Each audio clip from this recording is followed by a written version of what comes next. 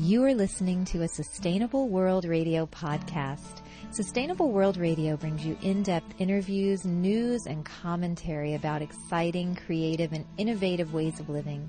Produced in Santa Barbara, California, Sustainable World focuses on positive solutions to environmental challenges, solutions that adhere to the permaculture ethics, earth care, people care, fair share. Are you interested in learning more about permaculture projects around the globe, how to plant a food forest, restorative design, or ethnobotany? Then stay tuned to Sustainable World Radio. I'm Jill Cloutier.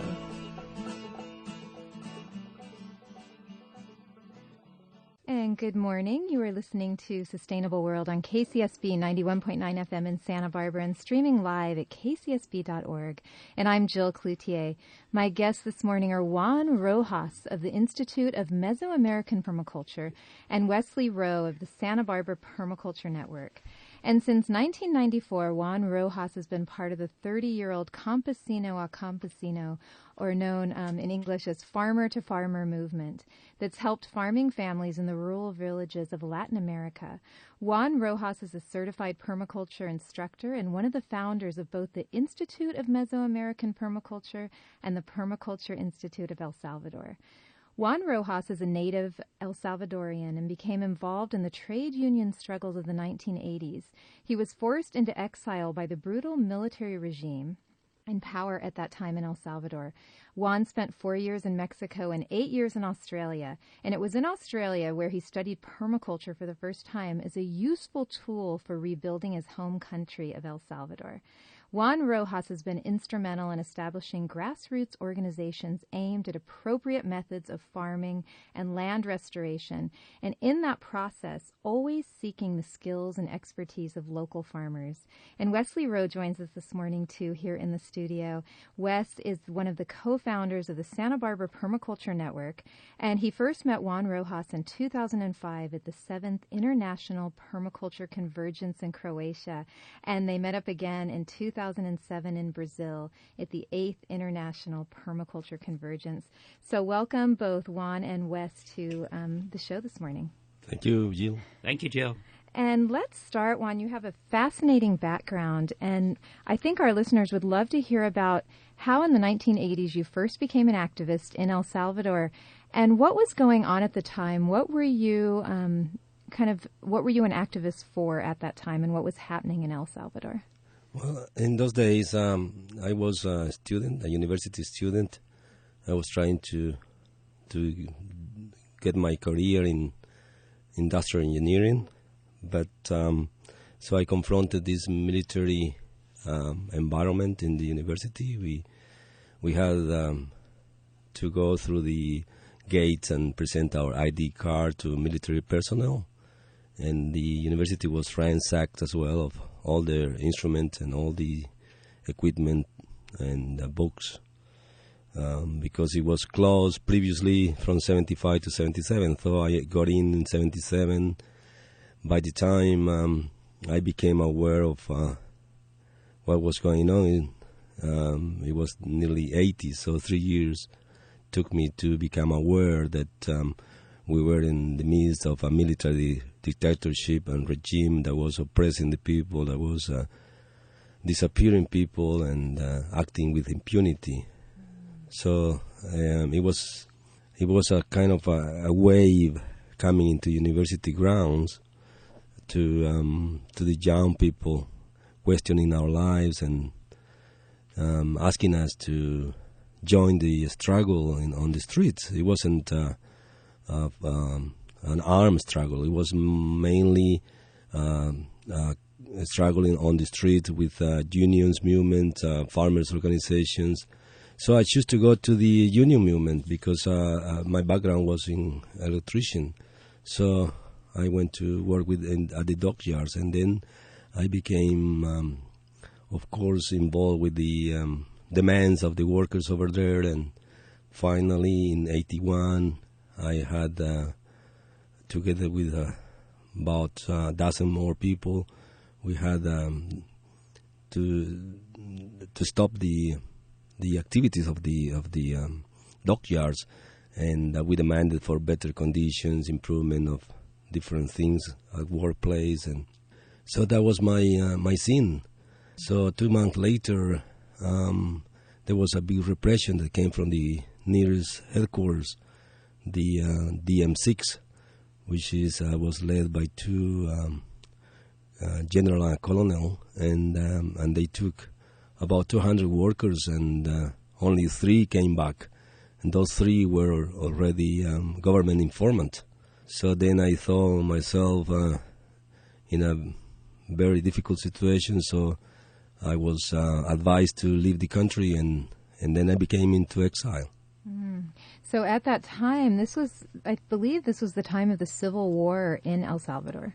Yeah, it is. It was 8 months after that the war started, and when I got into this trouble. So in August of that year, I ended up in Mexico, in the south of Mexico, as a wetback, or illegal alien, you say. So, what was that experience like for you, Juan? Well, it was pretty very bad, because after being surrounded by relatives and friends, and so suddenly I thought my life was disrupted, and then I had this painful memory that I couldn't sleep for a while, because all these bodies of me at the school, friends of the surrounding neighborhoods, and people I used to play basketball and fish and run when we were little. So they were also victims of the death squads. So they became dismembered and disappeared. And so I saw all these cruelties against our relatives and friends. So I was really shocked to be in Mexico and trying to get alive, and so it was terrible. Mm. And when you say, for those listeners who may be too young to remember what was going on in Central or Mesoamerica at that time, this was a huge war, and I believe, do you know how many people were killed? I know thousands and thousands were disappeared, and that's in quotes, right? Just taken away and were never seen again. Well, we have an overall figure that nearly 80,000 people killed, and 8,000 or more people disappear that we don't know where their remains were about. Wow. So you fled to Mexico, and there in Mexico, what did you do in Mexico while you were there? While I was there, I became again involved in refugee issues this time. So I thought all these people fleeing the country, and we were cramming the edge of these cities like Coatzacoalcos, Veracruz.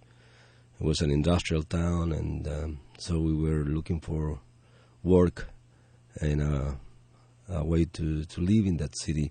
So we became like a ghetto inside of the Mexican society, but that also led us to figure out ways of tackling our problems, that there was no UN High Commission for Refugee, or there was no Red Cross, so we were just part of the Mexican society, only that we were wetbacks.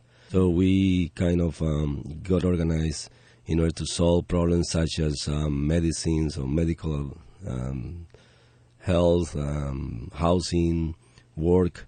So together we were building this network of Salvadorans living in exile underground, but trying to get these social issues settled within our own means, Mm-hmm, mm-hmm. So you were really trying to advocate for basic necessities that you needed at that time. Of course, and I was always named and appointed or elected by people. I don't know why, but so I always took that leadership.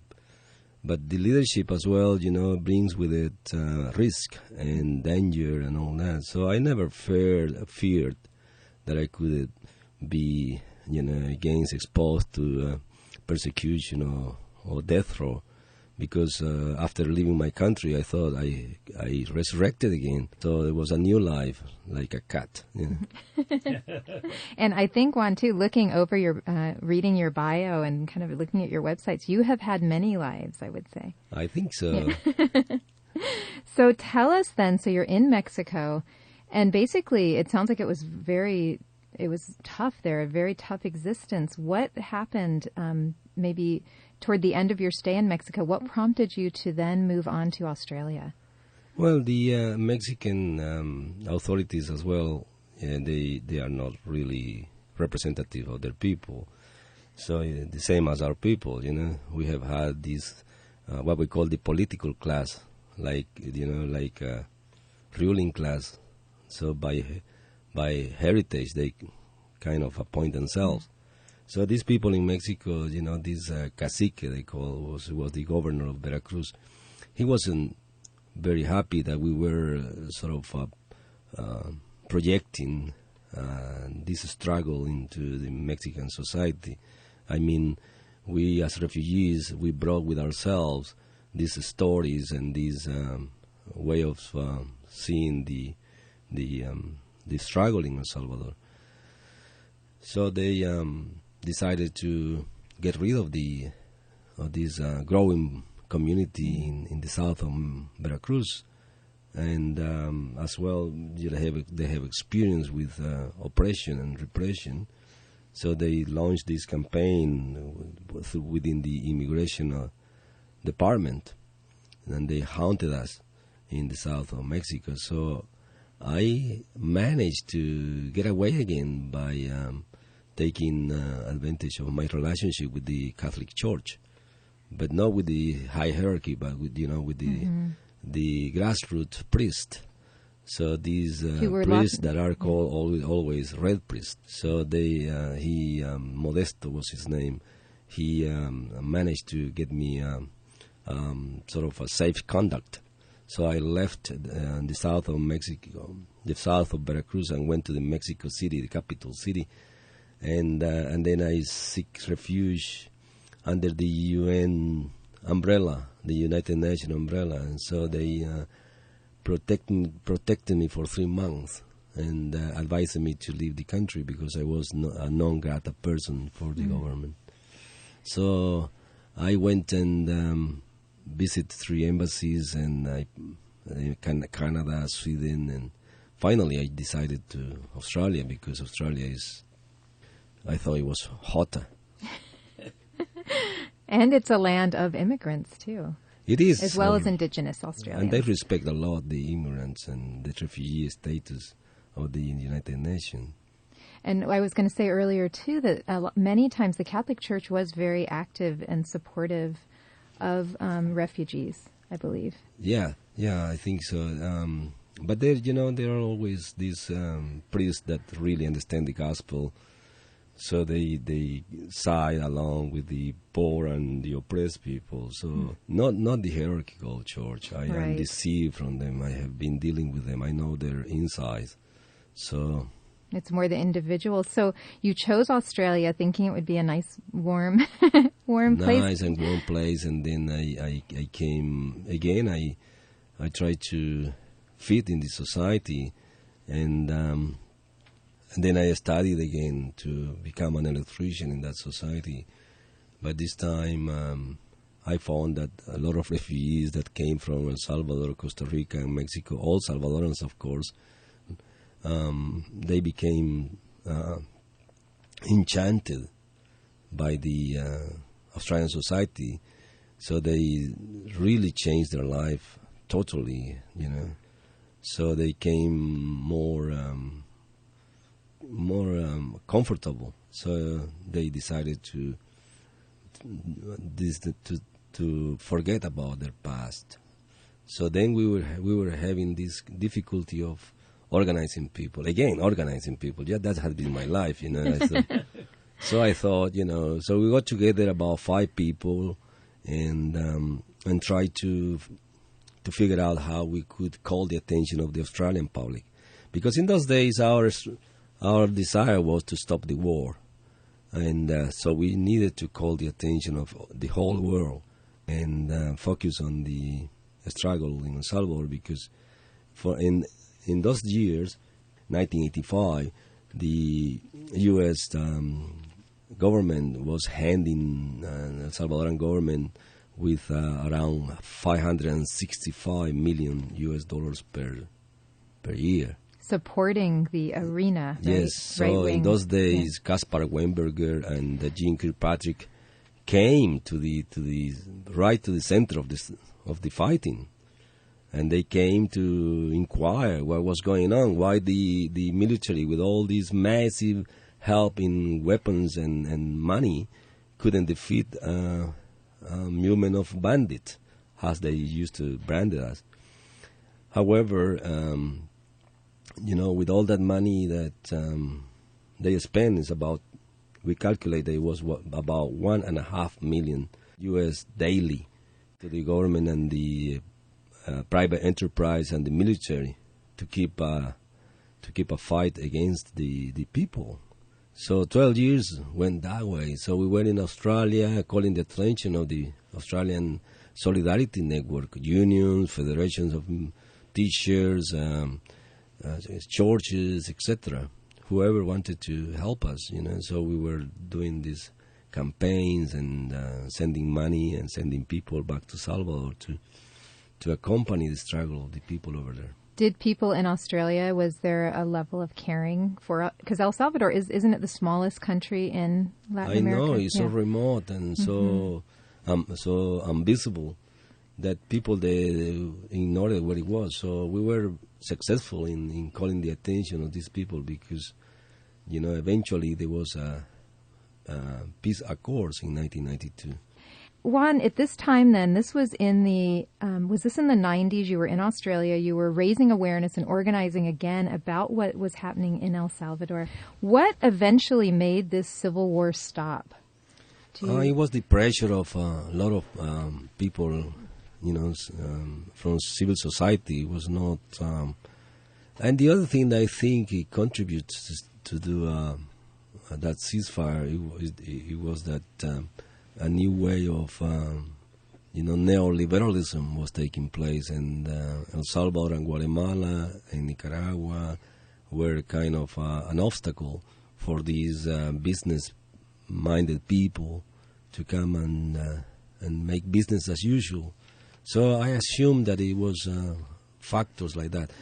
And also the military government, because they were so stubborn, and they were so anti-communist, that they still are.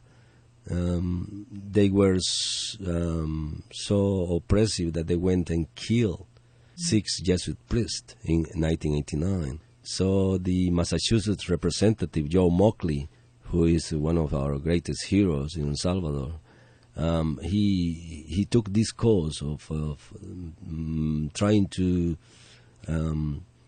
see what was going on with this killing of the Jesuits, and so that exposed the whole Salvadoran military and business people, the world, that they were not stopping at anything, so they could go on and on, killing innocent people, just to keep the fighting going, because that for them was a business. Mm-hmm. And the money was coming in from the States. Now, in El Salvador, it sounds like a lot of the public was aware that the United States was supporting the fascist government. But in the States, I would say many, many people don't even know to this day what was really going on at that time. Well, yes, that's what happened. And I found that it has been for many years, that the real truth, you need to, as American people, they need to go abroad to find it. Yeah. Mm-hmm. So, Juan, you returned to El Salvador. From what made you go back, leave Australia, and maybe your more comfortable life to go back to your country? Yeah, it was really good. The Australian life is really good, like this one. However, I don't know, maybe because I was born that way, stubborn, and I feel like homesick all the time. And then I felt that, in the first place, I didn't want to leave my country, so I was kind of kicked out. So I thought, I should go back. But eventually, I developed this awareness, and then I could grasp that there was a mission for me to fulfill in this life.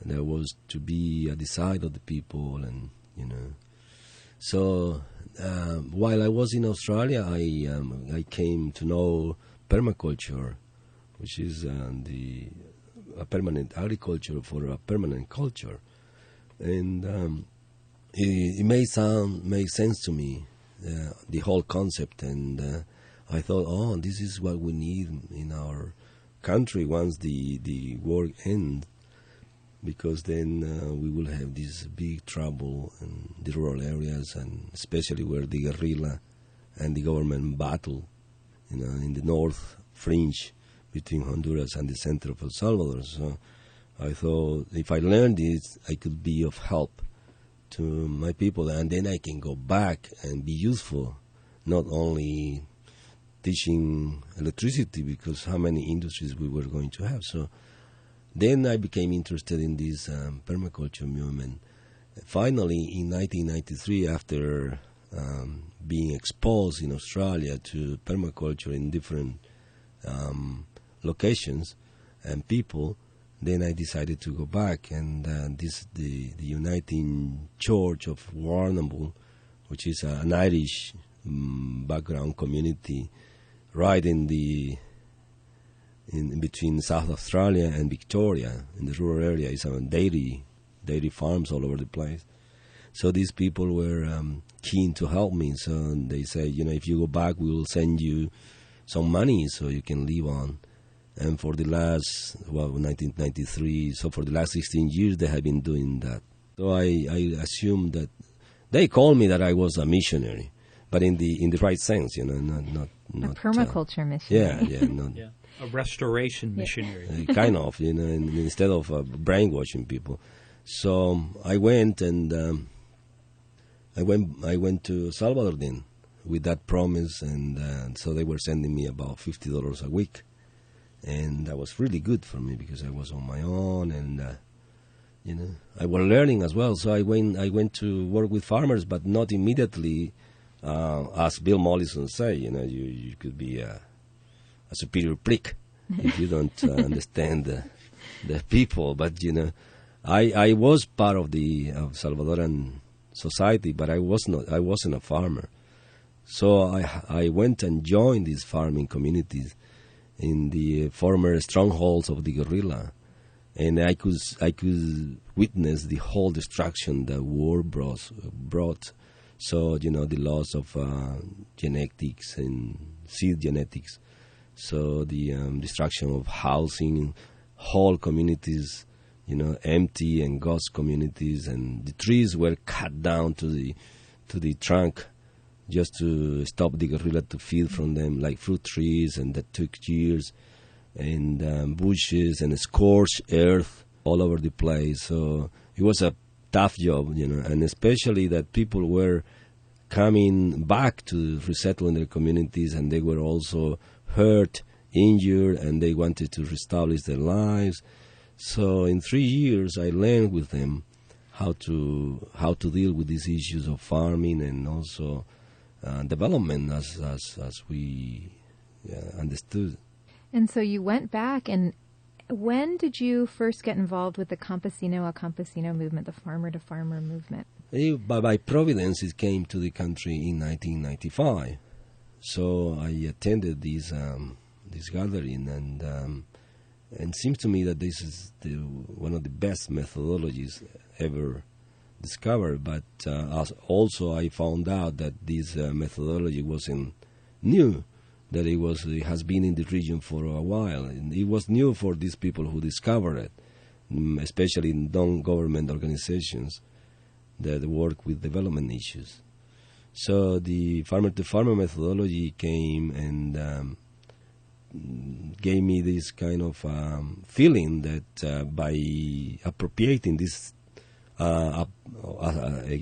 appropriate technology or appropriate methodology to work with people, we could spread across the message of permaculture.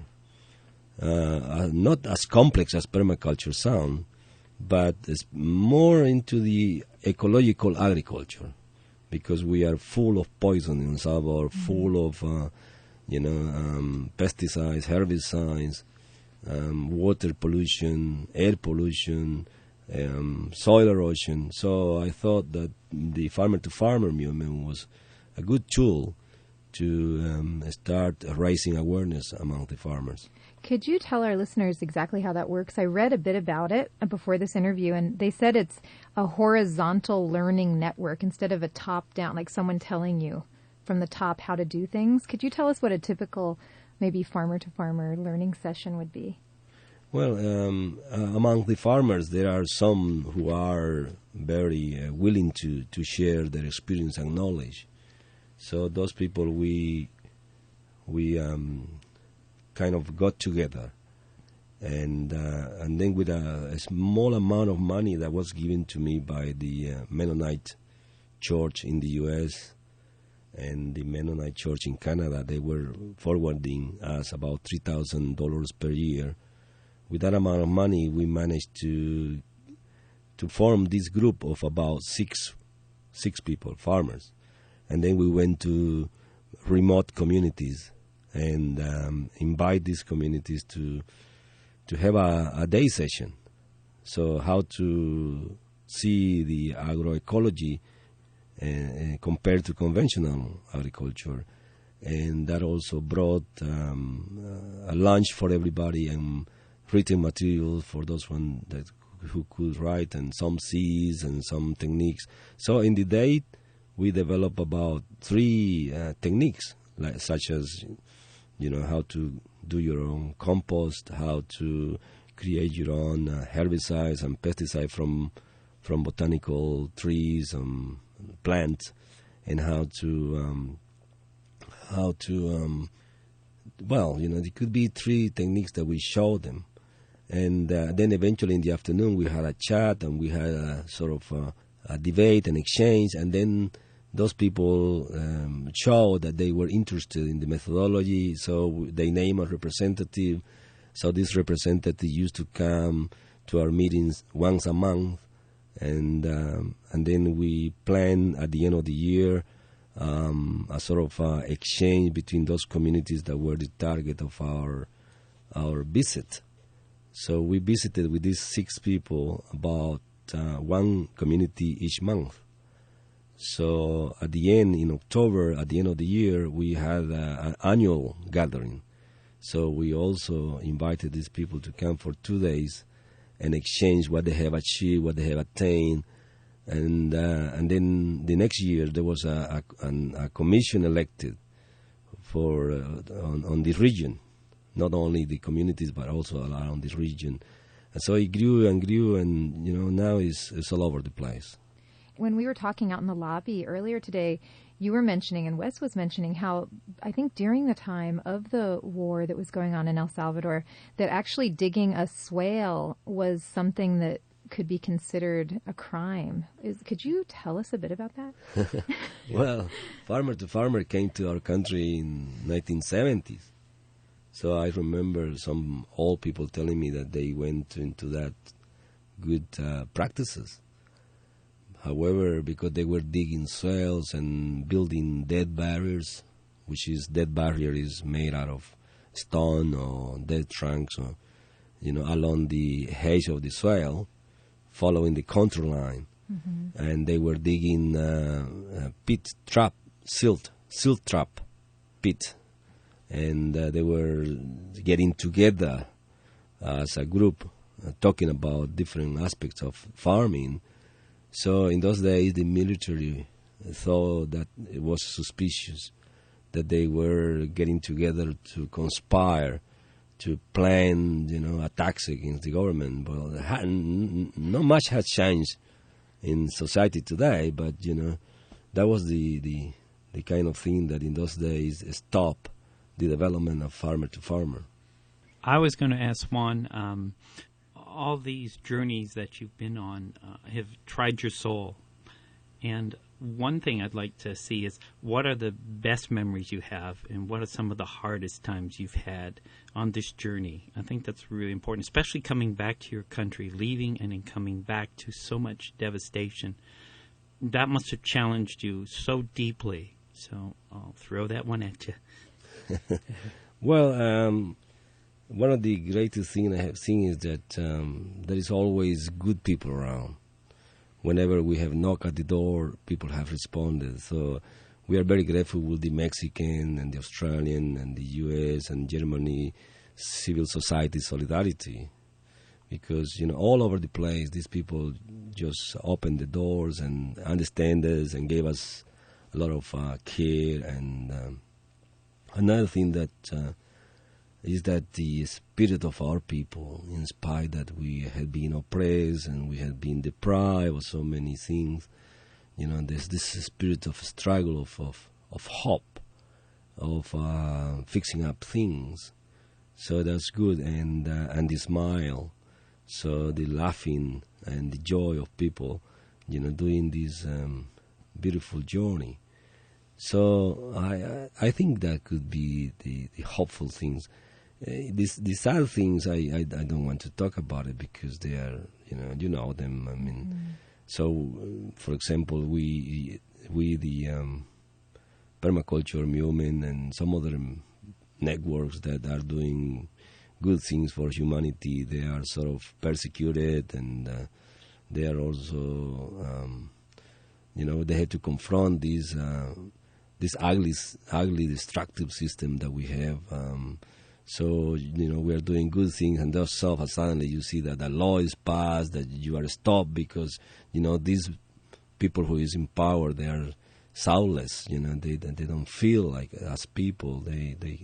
So that is really the weird thing that I confront daily, to see that we are living very hard times, especially with the global warming and all these destruction that's happening all over the place, and the governments and all these people who make decisions don't take seriously anything. Juan, I would love to know about the Institute of Mesoamerican Permaculture and how you got that started, and also I think you're collaborating now with PAL, with Ali Sharif. If you could talk a bit about that. Yes, I was fortunate to attend the IPC5, which is the International Permaculture Convergence number 5 that took place in Copenhagen, in Denmark in 1993. And then I met Ali Sharif, who was working with the Shuar people in Ecuador. So then we became friends, and then we didn't see each other until 10 years later. But in the meantime, in that process, he was always taking care of ourselves in Central America, and so especially with Guatemala. In Guatemala, he was sponsoring with PAL, the Permaculture Latin America non-government organization based in New Mexico. They were sponsoring this work in San Lucas Toliman, in the Atitlan Lake, right in the center of Guatemala. And out of that seed, was born the Mesoamerican Permaculture Institute in the year 2000. So we came together, Salvadorans and Guatemalans, around 1997 with this farmer-to-farmer methodology. That's how we met. And then there was people already working with permaculture in that place in San Lucas Toliman. So we got together and we make this fusion, like we melt. So we kind of say, this is our path and we should go together. So we found more partners. So eventually we came aware that our work was getting so big and so in demanding so much resources that we had the need to create a non-government organization. And Bill Mollison always suggests that we go through that institutional process. So to guarantee that permaculture is really faithful to what he established in his books and his practice. So then we founded the Mesoamerican Permaculture Institute in the year 2000, and we call it like that because we thought that one day the institute could serve the whole region from Mexico to Panama. And in the year 2002, another institute was founded in El Salvador. This is the Permaculture Institute of El Salvador. So both are working with communities. That's the main characteristics of this promotion of permaculture. It's not about delivering projects, but it's more about passing the word about what permaculture is all about, and inviting people to join the movement and change their communities' shape by introducing, permaculture techniques and approach to all their lives, such as rainwater harvest, seed diversity, and soil erosion control. So specifically tailored to their needs, so that they, in a way that they can become interested in that and appropriate permaculture, instead of the whole concept, which is a very complex concept, very academically as well. Juan, when you and I met in Brazil for the IPC 8, at the conference, the people from Central America and South America, they were very strong in what they said to us at the convergence was that for them, permaculture is political, very, very political. That in our world, we have choices. It's more like personal choices. But for them, because of the huge pressures of the international world and their own government and the incredible resource extraction that's happening in all those countries, that permaculture has to have a political front. It's the invisible structures. And I think more and more we're going to find ourselves in that same place here in the United States. It's coming. But our brothers in Central America and South America have lots to teach us about that. Well, I think the injustice is all over the place in Central America. So while we were in Brazil and we were sharing about this, yeah, of course, because a lot of people that came to the convergence were from first world. They could afford to get there. So if you notice, we were just only two, one from Guatemala and myself, Ronaldo left from Guatemala. Anyway, it's politics, but it's not cheap politics, we call it. It is about real politics. So because permaculture is not only about, plants, it's also about caring for people, caring for the earth, and another ethic of setting limits to consumption and population. That's politics. And also sharing the surplus, that's politics. So our people is kind of practicing this in a way that implies a change in their whole perception. Like, for example, a farmer that he has been struggling all their life for achieving land and access to land. So they really become empowered by permaculture, because they say, oh, this is it. I mean, we need to confront these multinationals, these seed kidnappers. We need to change the way our government officials come to and see and try to show us their way of conventional farming. So it becomes a sort of contradictory stuff. Juan, could you speak a bit about your vision for a healthy El Salvador? Well, I think my vision for El Salvador is that we overcome these massive problems we have with an approach like permaculture. Unfortunately, this is, as I say, a very low profile at the moment. But maybe with this new government, that they have promised that they will pay attention radically to change the environmental policy. So I assume that they will be more open to this kind of understanding of life. My wish is that the whole Salvadoran society come to terms with themselves, such as finding out their identity. So that's the problem in our society today, that we don't have identity. So we are lost because we have been always denied to find out the truth of who we are, where we come from. Some of us are even embarrassed to be Indians. Some of us are even embarrassed of their past. A lot of them are looking at the West or Western way of life as the way to go, and those are the people who are behaving badly against their brethren. I think my wish will be like as the Salvadoran society become aware of where we come from.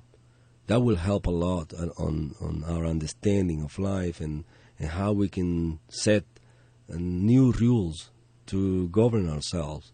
Because this democracy, informal democracy we call it, has failed. It's like neoliberalism has failed. This capitalist model has failed all over the place. So we need a new ways, but these new ways for us is not an invention. We have to go back into our ancestor way of life, and that was good. And our ancestors managed huge civilizations, and they also provide for the seventh generation. So there is the way to go. Not to invent things like socialism and communism, and no, that sort of things are a matter of philosophers. I think it would be better for us to as Salvadoran society and Mesoamerican societies to go that way and try to make justice to the thousands and maybe millions of victims of the last 500 years. And come to terms with our reality and see how capable we are of coming out of that big dark hole we are immersed on today. What I keep thinking when I hear about Central and South America kind of reemerging and the resurgence that's happening there politically and in many ways, it seems almost like it's paralleling the U.S.'s decline as the top superpower. Do you have any thoughts on that? Well, I mean, we are our governments have been always, at the service of Their Majesty. So they have been obeying blindly whatever has come from the north. So for our government officials and leaders, they have been seeing all the time, blindly that the way to go is under the FMI, under the World Bank, and then all these big think tanks without questioning them. If the main source of money collapse, all of them also goes along with them. It's like, when you have a tablecloth and you pull it from one corner, all the plates just come all to you, and that's what is happening. That's how I see things happening today. When we were in Brazil, we were talking to the Africans, which they're hosting the next IPC 9 in Malawi in November, and they were referring to their impact too that comes from many of the things you've talked about. But the real push happening in Africa, which is happening I think all over the world, is to this is the what's it called it the new green revolution, is basically to take people off the land and push them towards cities. And that governments then to create work, and then the land become, big enough to create these farms to feed people. And and this is the model we've used in the United States, where we have very, very few farmers, and yet we've pushed everybody to the city. And this is one based on an industrial economy, and these worlds are so different than the worlds in Africa and Central America. What are your thoughts on as far as this, Juan? Well, yes, I think as in the way that we are lost, these Western societies have been lost. They became disattached from nature. And so now we have a big problem because people like to live artificially. And in that process, the whole resources are finishing off. And Africa is one of those examples. And now today we have this aggressive offensive because the neoliberalism have come to an end. Now the same business people are trying to get a hold on the last resources existing in nature. Now remember that in the 70s, 80s, there was a big cry because the Amazon forest was in danger of collapse.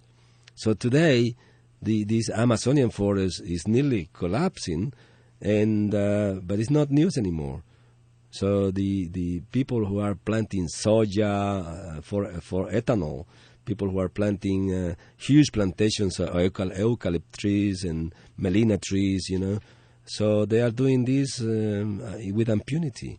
So, I mean, if we just, like the Africans and like the Central Americans, South Americans, we start to fix up our own things in these Western societies, then, the world will be facing a new dawn.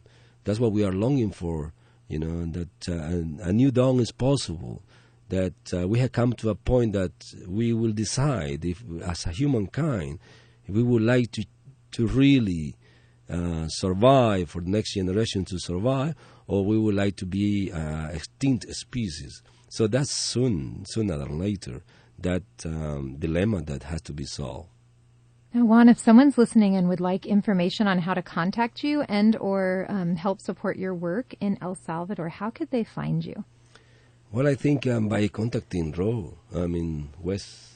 Yeah. Could you do that for me, please? Okay. You can go on and to www.sbpermaculture.org and click on and send a message to us. To take a look at the work, there's 2 websites, so I'll get Jill to mention those, that you could go to look at what's happening in El Salvador and Guatemala. And one of the websites that I have is http://perma, PERMA, NILLIAN.co.uk. And that is the English version of the website for the Institute. I think that's the Institute of Mesoamerican Permaculture. If you also Google Juan Rojas, Rojas, you can also find it as well. And I don't have PAL's site, but if you put it in Google, Permaculture, Permacultura Latina America, and Ali Sharif, it will come up as well. Juan, thank you so much for your time today. And what's on your schedule next? Where are you going after Santa Barbara? Oh, I think I will just share the weekend with my relatives who live in Los Angeles, and then I will end up in my hometown next week. Oh, well, thank you so much for stopping by while you were in Santa Barbara. It's been great talking with you. Thank you. Thank you to Wes and Margie, who has been the host here in Santa Barbara, and thank to you, Jill, for your interview. Thank you. You've been listening to a Sustainable World Radio podcast. For more information or to hear our other podcasts or interviews, visit www.sustainableworldradio.com. Sustainable World Radio is produced by Jill Cloutier. Music by Dana Lyons. Thanks for listening.